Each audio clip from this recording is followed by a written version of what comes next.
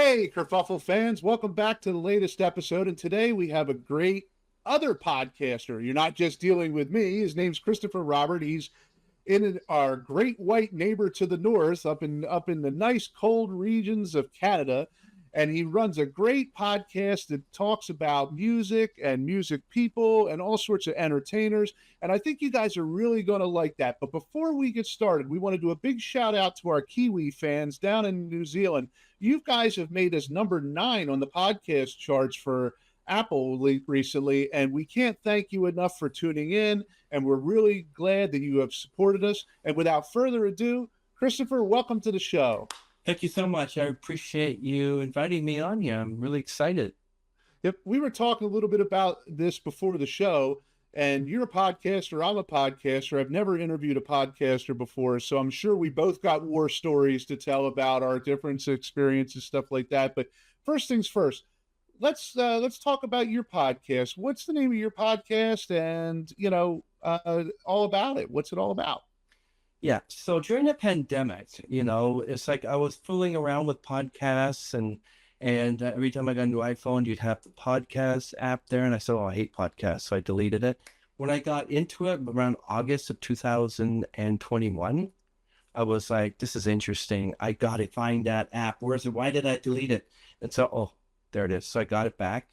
And then I started a podcast in August. I interviewed a few of my Christian friends. And I liked it so much. I'm like, I'm not sure about StreamYard. Maybe I'll go with like all these other ones that they have out there, OBS and all these other stream. And I thought, let me try StreamYard. So I didn't do any podcasts. And then I called it Pure Stage, like people who come on, just pures. And my friend said, why are you calling it Pure Stage? It means that everyone has to be purity. Everyone has to be pure. No. So I changed it to Onstage Podcast, Onstage Music Podcast, which is just supposed to be sopranos and tenors. And this started on October 11th, 2021. So this October is now 5 years. So you see, wait, I mean, fourth year. So October 11th was 4 years of podcast and almost 400 episodes. I'm at 354. We interview musicians, celebrities, and if you're a celebrity, you're an actor, and you do music, that's plus. If you're an actor, or I've had some magicians on, and I love it. And then I just got out there and said, hey, this is great. In latter of 2021, I took an effective communications course, and it taught me how to talk to people. And I said, this is interesting. Why don't I just start a podcast? So here I am, 354 episodes and almost 5,000 subscribers. I love it so much. 354 episodes is so many episodes. And we were talking a little bit before the show. Your goal is to get to 400 by the spring. Mm-hmm. And, I know you're going to get it. I watched some of your stuff before, and you have some great, interesting guests and stuff like that. And, for our fans out there, go out there and support Christopher. I mean, his show is aces. I really liked it. Some of the stuff that they have going on this. I mean, just the diversity of the people that you have on there is amazing. Appreciate that. Yeah. So what is, what are some of the most interesting guests that you've ever had on your show? I mean, we were talking a little bit before the show, but, what are some of the most interesting guests you've had? I had a musician who started a band, I think, a few years ago because he used to be a firefighter for New York City. He was there during 9/11, and he literally had a show where he talked about how he had to go in and save people while the buildings were burning and all the things he went through. And another guy during the Los Angeles fire, I think, a couple of years ago. He lost his brother, his wife, and his father, and he's like, what am I going to do? And then he decided to pick up a guitar and started playing. And I'm like going, oh, I hear stories like that all the time. One guy was an actor. He said his brother was killed. That made him want to become like an actor. It's not just talking about their, whether to find, like some people say they found a guitar in the garbage, they picked it up, and that's what they wanted to do. Or someone gave them a violin when they were like 3 years old, and now they're world famous conductor and violinist like Andre Rieu. But it's the stories they have, because everyone's human. And just, I want to hear stories like that. And just so you know, everyone out there, is that as soon as you hit the end record button, it's just you and them. They go deeper, because then they know it's just you and them. And find out everything. Like you may say on the podcast, I lost my brother, so this is what I do now in music. But when you press the end record, they tell you how they lost him, how they were feeling. And I'm like, some of the best podcasts are when you're not recording it. Yeah. I had celebrities, and I had one guy who said that he has a YouTube channel. He talks about music. And then in the middle of the podcast, he told me that his brother was a world famous guitarist from a band. I'm like, you're telling me this now? Oh, they like just so, oh yeah, well he's Alice Cooper. Who cares? It's a big deal. You know. And I'm like, okay, so I had the brother of Alice Cooper on sticks and stuff like that. I always have like the brothers, the grandsons, the grandchildren, the sister, and brother, the famous people. And I had one guy who said that he knew Taylor Swift personally, but he doesn't have access to her because she's so busy. So I'm like, damn, we're gonna have Taylor on there. So I really love the podcast, and you know what? To tell you the truth, I treat everyone the same. It doesn't matter whether you're famous or you're a baker up the street who bakes pies and then plays a clarinet on the weekends. You're all famous to me, and I know that through the watching my favorite YouTube series, Darman Films with a Message, always treat somebody the same. It doesn't matter whether you're a janitor, your CEO. And with my effective communications course and the book that I have, there's a book written by Barbara Walters back in 1971 called How to Talk to People About Practically Anything. And it teaches you how to talk to the homeless guy, tells you how to talk to the CEO, it tells you how to speak to anybody. And it's helped me to be able to sit down and say, hey, I hear you're the CEO, but you also play the drums on the weekend. Tell me more about that. If you show interest in them, they'll go deeper. And you always have to ask the questions that nobody ever asks. You don't say, so what do? You have to say, hey, I hear that you made top billing. How does it feel? Stuff like that. And they just go all out. And I've gotten them to say, nobody's ever asked me before. I wonder why people don't ask me that during an interview. And I go, yeah. Yeah, music, it seems to be the escape of a lot of people. I'm often reminded of that episode of MASH where Frank Burns, or the later guy, he taught the Koreans how to play classical music, and then they were later killed by a mortar explosion. He always said he used more music as his solace, and now it would haunt him for the rest of his life. And music is really escape, and it's really a universal language, because if you don't speak Spanish, or you don't speak Mandarin Chinese, or you don't speak English for some reason or something, music itself can really bind people together, and just there's something about it that's magical, and it brings out the magic. And I mean, think about it. You're driving down the road in a car, and a song comes on, and it clicks your memory to some other time and some other place. Yeah, exactly. Like my favorite singer is Dan Powder. He has a song called Lose to Win, and it talks about how you have to lose in order to win. And I love to live my life with lyrics. Like people will say something in a sentence, and those are lyrics or song titles, and you just have to get it out there, And yeah, it's interesting if you love me. Like music is life. I think they say music is life. And I had a guy yesterday named Robbie Jeanette, and he has over 800 songs, and he's going to release next summer 10 or 20 albums all at once. And I asked him a question, said, so can you tell me anything about this? And nope, nobody will know till next summer. And this guy jammed with Pearl Jam, wow, and you name it. This guy was great. And I'll have that episode up in a couple of weeks, but Robbie Jeanette, and he's like amazing. And it's funny what you hear people saying, yeah, I used to play with Alice Cooper, or I used to be friends with Nick Lachey or something. That's 98 Degrees. Yeah, that's my favorite group. And for any podcasters out there, do music podcasts, if you have someone on who says that they played with a certain person, never say, oh, I made that mistake when I had a gentleman on who played with a Bon Jovi and Bruce Springsteen.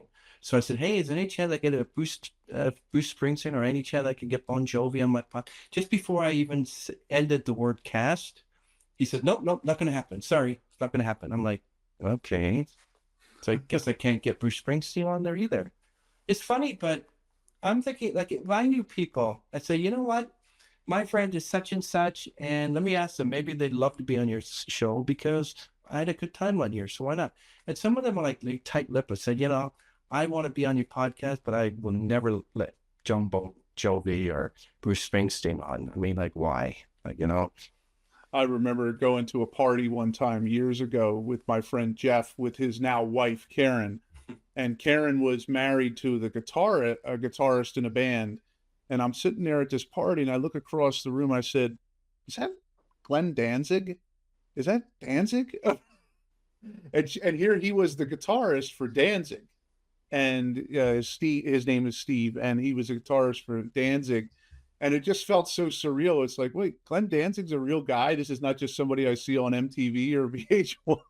Yeah, I know. It's just as much as you went to school with Pink herself. Yeah.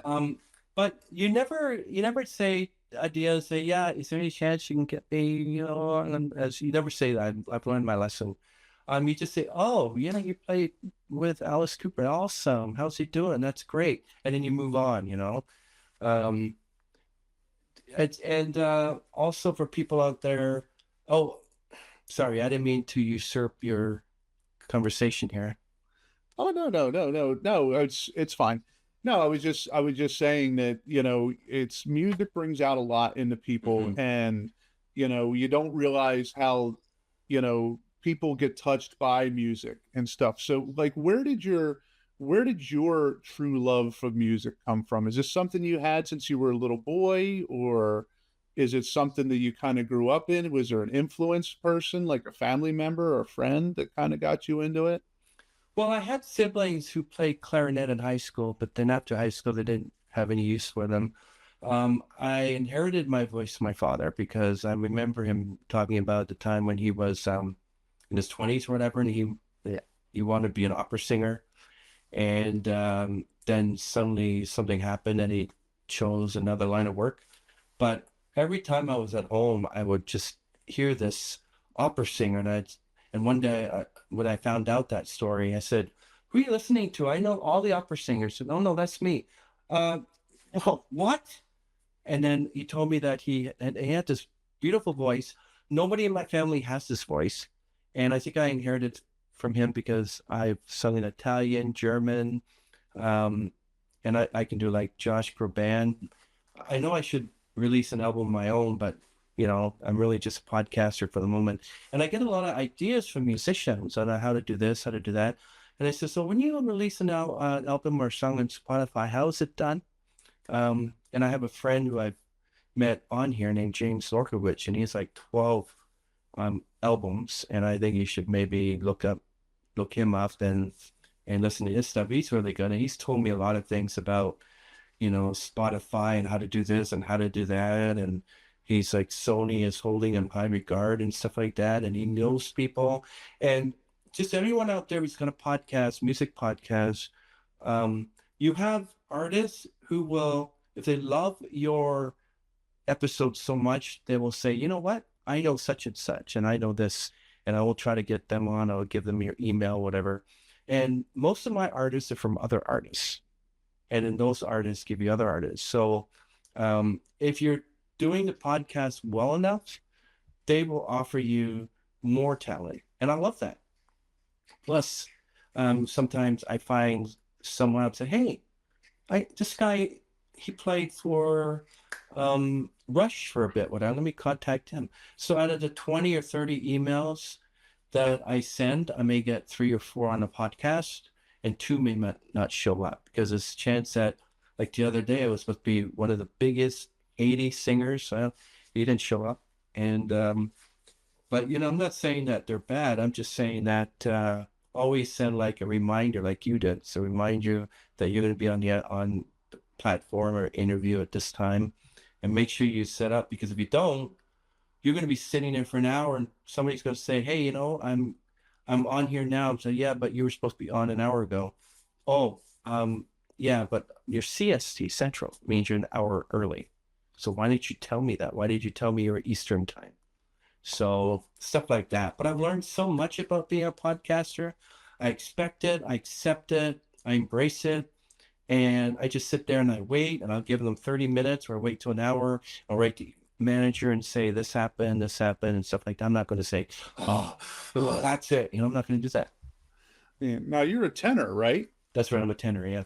Do you perform at all? Do you, like, even in church or anything like that? Did you? I performed in church and I performed on our music club at the Living Arts Center, but pandemic and everything sent everyone back. And I haven't really gotten into it because about 2021, as I said, I started a podcast. So I really didn't get a chance to perform. But about 2014, 2015, around there, I was part of, 2011, 12, I was part of a men's singing group, vocal group for my church called the Gentlemen of Song, which include the pastor and three other guys. And we sang, we traveled. It was great. And then I sang a few Christmas tunes at the Living Arts Center. So I want to get myself out there. So not only do I love my podcast, but I get a lot of ideas from others as well, how to do this, how to do that. So I can grow and hopefully I can release a song on Spotify or something and actually have something out there and say, hey, I'm a podcast host, but I also have a song. Mm-hmm. So I bet though, like, over the course of your 354 episodes, you've met some interesting people doing some interesting types of music, I would imagine, like, outside of opera or country or classic rock or stuff like that. What are some of the, like, most interesting genres of music? I'm generally intrigued by this. Like, do you meet people that have just some obscure type of musicians that play maybe a weird instrument or different types of music? I have. That's a good question. I haven't had one that uses the didgeridoo, but I did have someone that played the theremin, that just Yeah. and people that just may use their voice for music, whatever. And one guy who, like, I love anyone who plays any type of instrument, but usually the violin or the guitar or the piano. But nobody's done the didgeridoo yet. That's an Australian one, but I'm still waiting for someone to come on and use their. Oh, that's what I did. That's right. I had a guy who. Oh, so he actually plays the trumpet with his mouth. So he would be in a band, and he'd just be doing with his voice the whole thing with his mouth.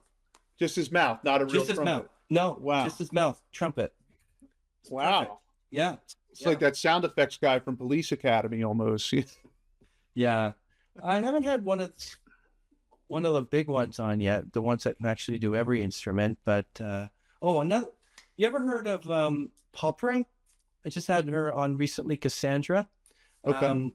She's an opera singer, but she does opera, which is incorporating opera with pop music. Oh, okay. Yeah. Okay.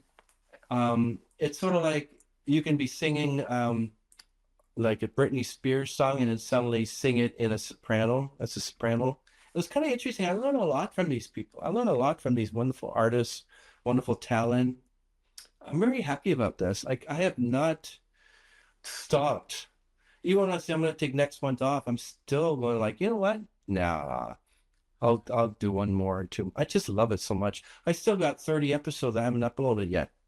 As a fellow podcaster, I can honestly say I have met, podcasting itself has opened the door to have me meet so many interesting people that I would have never met in my entire life. I mean, some of my episodes of these people, it was astonishing. We had a guy on a podcast that climbed Mount Kilimanjaro, and he climbed Denali, and Wow, did really? the Appalachian Trail and the Continental Divide. And I said to him, I said, "What are you doing this for?" And he had been in the Army for 20 some odd years, and he had been in Wow. war multiple times. And he said that hiking these trails was something that helped him escape the path, and how he found himself again away from war. And and I'm sure you've had these type of people too. It's just, it's so interesting, and how vast and how skillful some people are in the world, that you would never got the chance to meet them without a podcast, ever. I accidentally, I don't know if you ever heard of actor Robert Lasardo. I accidentally got um Robert Lasardo. He's the one that's got like tattoos over 90% of his body, and he plays a lot of these mean, druggy type gang members. But I accidentally got him because I did a comment because he was on someone else's podcast, and I said, "Wow, you got Robert Lasardo on there? Oh, I'd love to have him on." And then he private messaged me and said, "Hi, I read your comment. I'd love to be on your show." I'm like, "What the really?" And so I ended up having him on, and I said, "You know what, Mr. Lasardo, Robert? So where did 80, 90% of why do you have all those tattoos on you?" And he goes, "That's a good question." So he was in the military. He was a veteran, and he decided to have his entire body 80, 90% of tattoos. And then after that, he realized he couldn't get rid of them. So they were stuck with him. So the only parts he could get are like crime lords and gangs. And he worked with Steven Seagal. And oh, I'm just thinking, wow, Robert Lasardo. So that was one of my best episodes ever, when you just conjure someone who you didn't realize you'd get just because you wrote a comment. And I've been doing that all the time, like, Sting, let's write a comment. But it doesn't work all the time. Could you imagine if you had Sting on your Yeah, show? That would be great. yeah, yeah. And Well, you almost had Kevin Bacon. You were trying to get Kevin Bacon, you were telling me. well, this is funny, but I mentioned I got 3 PRs. They provide some wonderful guests and artists for me. And I said, you know what? I tried to get some of this actor or whatever, not just Kevin Bacon, and he said that I'm going to be fined, and I'm going to have to pay money for talking to him. I'm like, excuse me, because I sent you a private message saying I'd like to have you on my podcast, and I'll love your acting.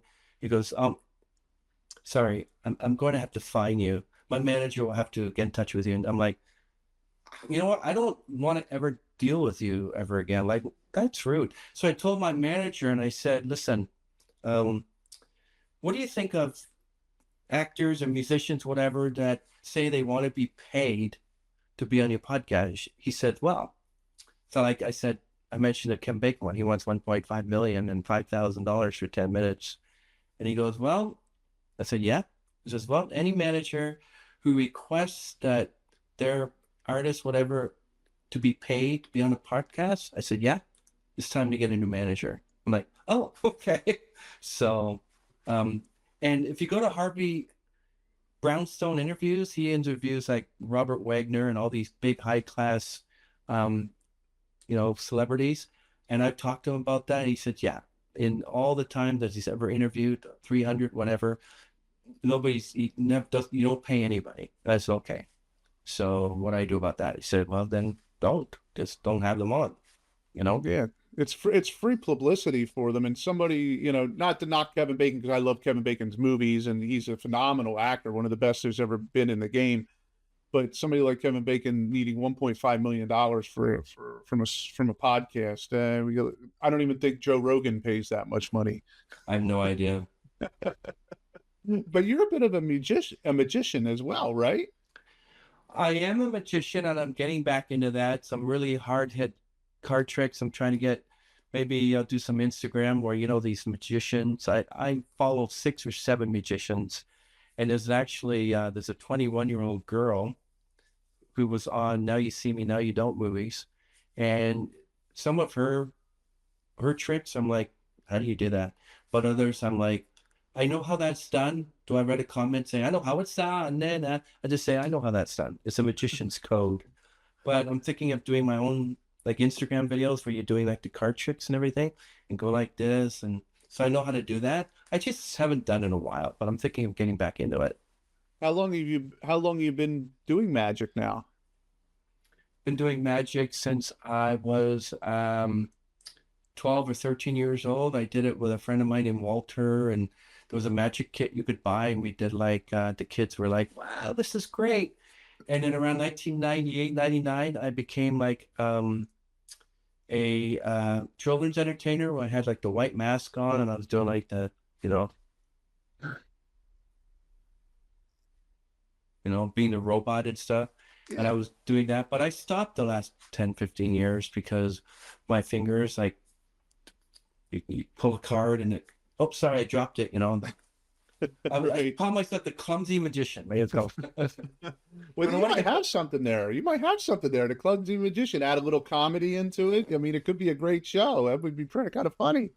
But there's some really heavy-hearted tricks out there I want to learn, and if I can learn those, it's like, wow. It's like, I've ever heard the chaos one is called surgical card through window, where you can literally have like a window, and then you have the person choose the card, go like this, and you give them the card, and you go around the window, and so put up the cards right in front of the window, and you just take it and you just pull the card out. And I know how it's done, but there's one move that's difficult to do, and if I can do that, hey, that'll be my opener. My closer would be like, what's your card? Go like this, and then throw the deck towards me, and it ends up on the knife. I've done that one before too. I see. So where can people find you online to check you out? Like, where are you at? And, what's your handles on social media that like our guests can go and listen to your show or subscribe? Yep. So on YouTube, it's On Stage Podcast, On Stage Music Podcast. There's a picture of me with a blue background. I got this hat on. You can't miss it. And on Instagram, On Stage _podcast. And on X, the same thing. And you can also find me just by typing in The Parish Torch, which is actually Christopher. It's an anagram of Christopher. So like if you go to wordsmith.com, you type in your name or whatever, it gives you a whole bunch of words that it can create with that. So that's how I found The Parish Torch. Or I would have used Chip Shorter, which I'm like, you want me to be called Chip Shorter? That's from Christopher as well. So yeah, but I eventually want to get on Spotify, Bandcamp, and maybe on Blue Sky. Facebook, I have a Facebook page called On Stage Music Podcast. You can find me on Facebook there. But I intend to just move over to Spotify and some more, and get a website too, because there's almost 400 episodes. So yeah, I intend to go to 600, 700 episodes, and you never know, I might get Sting. I might, that whole 6 degrees of Kevin Bacon. I might know somebody who's on there who might say, okay, I'll do it, and it's Kevin Bacon, for free. You never know. So would Sting be your ultimate guest? Who would you love if they're listening right now? Who would be the ultimate guest that you would love to have on your show?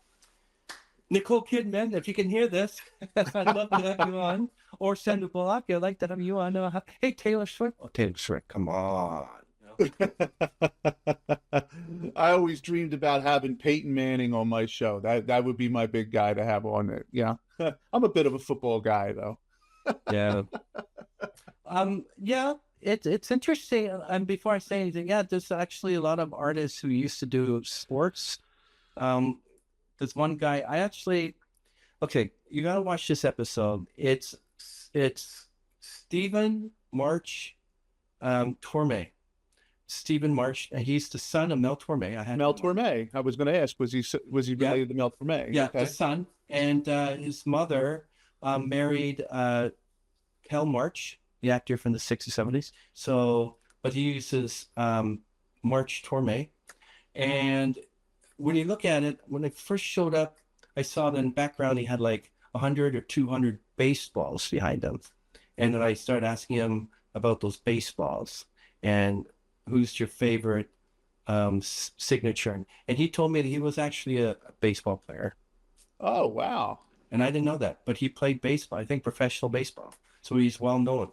And then he moved to music, and now he's singing, Mel Torme. He's got an album called Steve Sings Mel or something like that. Oh, that's cool.